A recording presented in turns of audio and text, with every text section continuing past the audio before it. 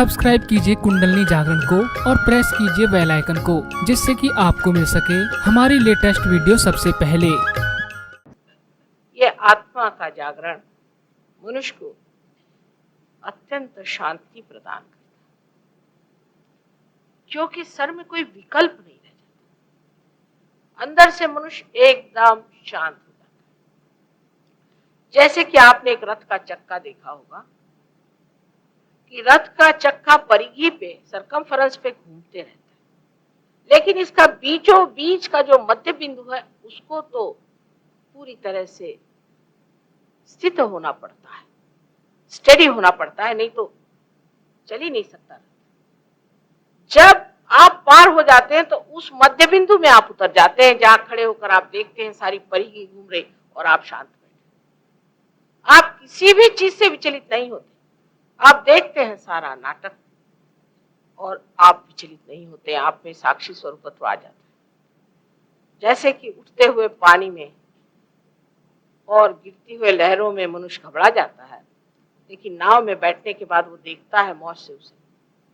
इसी प्रकार मनुष्य जब आत्मा की नाव में बैठ जाता है तो किसी चीज से विचलित नहीं होता, उसमें शांति प्रस्थापित हो जाती है।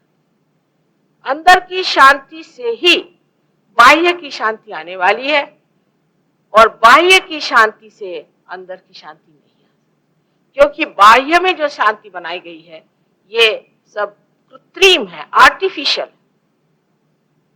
हम लोग कहते हैं चीनी हिंदी भाई भाई है क्या भाई? आज एक दूसरे का मुंह नहीं देखते।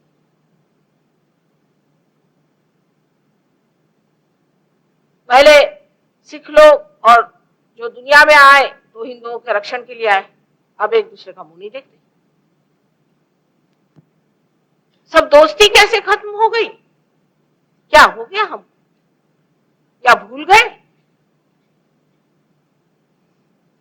वजह यह है कि सबको जोड़ने वाला जो एक सूत्र है वो ये आत्मा है,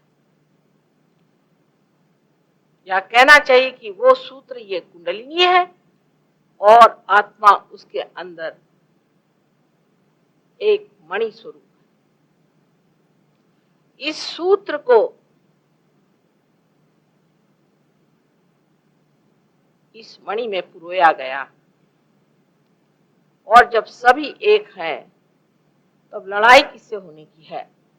तो दूसरी जो हमारे अंदर स्थिति आती है, जो सत्य, वो ये कि हम सामूहिक चेतना में जागरूक हो जाते हैं। सामूहिक चेतना का मतलब कलेक्टिव कॉन्शियसनेस, माने हमारी जो आज मनुष्य की जो चेतना है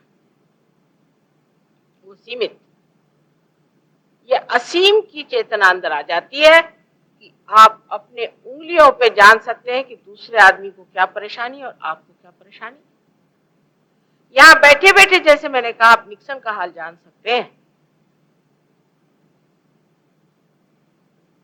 उसी प्रकार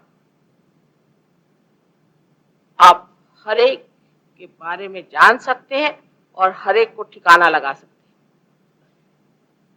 माने बुरे मार्ग नहीं, अच्छे मार्ग। ये जो आपके अंदर नवीन चेतना का आयाम, डायमेंशन आ जाता है, उस आयाम को पाना ही हमारे उत्क्रांति माने इवोल्यूशन का चरम लक्ष्य। अमीबा से जो आज आप इंसान बने हुए हैं वो इसीलिए कि इस आखिरी चरम लक्ष्य को आप, इसलिए आत्म साक्षात्कार होना ये हमारा हक भी है और ये हमारा चरम लक्ष्य भी है।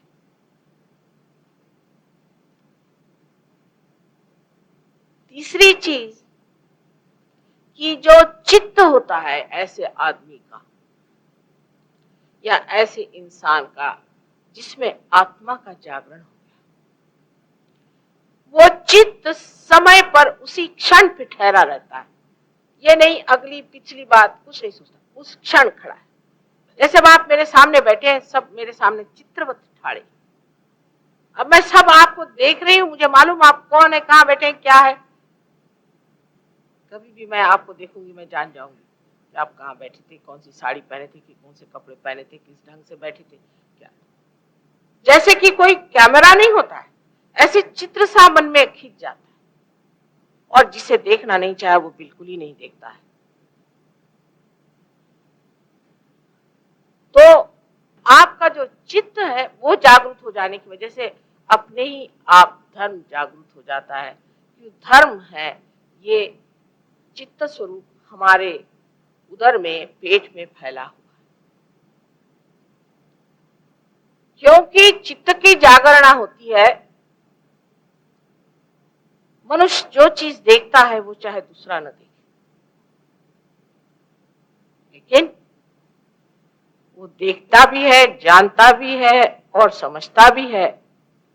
इसके अलावा वो करामाती भी है, उसका इलाज भी कर सकता है।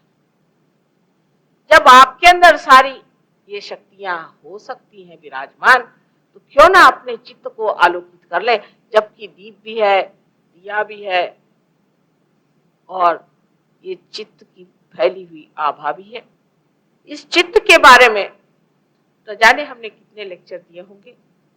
हो सकता है आप लोग जब मंदिर पे आइएगा तो इन टेप्स को सुनिएगा आप और जानिएगा। सहयोग में शुरुआत में जो लोग आते हैं उनको सब कुछ एक साथ नहीं बता दिया जाता, हालांकि सारा की सारा आपको बताने का है मुझे, और पूरे का पूरा अधिकार आपको देने का है। जितनी भी हमारी शक्तियां वो सारी की सारी आपको देने की, लेकिन सर्वप्रथम धीरे धीरे कदम रखिए। बहुत से बातों का बोझा आप उठा नहीं पाएंगे।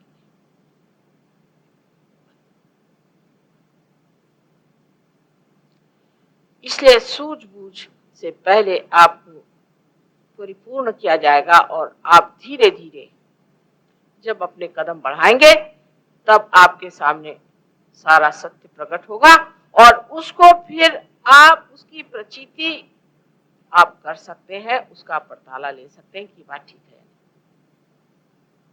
आप उसकी जांच कर सकते हैं।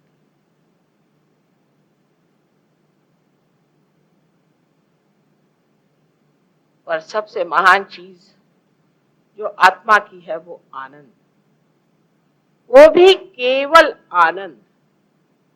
सुख और दुख दो चीज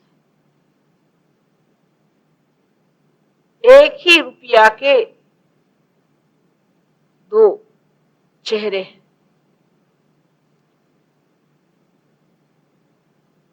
कभी सुख तो कभी दुख, दुख तो कभी सुख।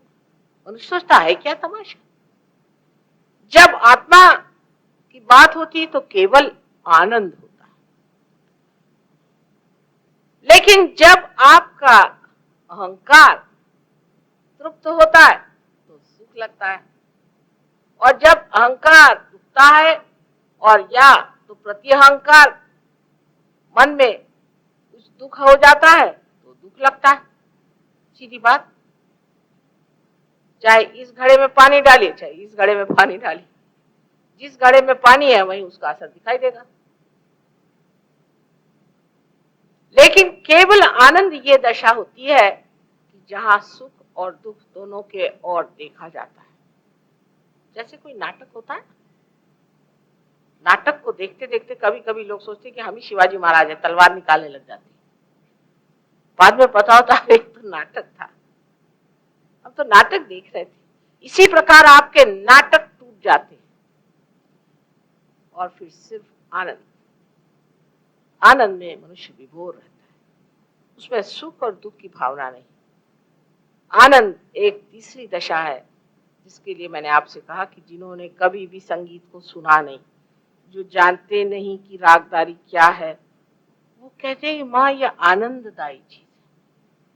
किसी खूबसूरत चीज को देखिए तो हो सकता है आपको ऐसा लगेगा कि मैं खरीद लूं, ये कितने पैसे की आई है, कितने को खरीदी गई। कोई ना कोई विचार मनुष्य करेगा, किसी भी वस्तु पर पड़े, किसी मनुष्य पे पड़े, कहीं अपना जहां चित्त गया उसका लौटना होता है विचारों।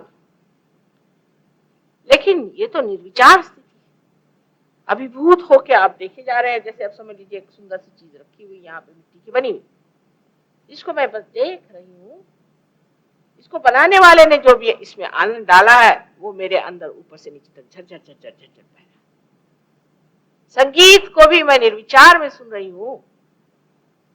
इसमें जो कलाकार आनंद भरने का प्रयत्न कर रहे हैं वो पूरा की पूरा वो सारा निराकार स्वरूप आनंद मेरे अंदर झरझर झरझर झरझर झरझर बह रहा है, जैसे गंगा में नहा रही हूँ।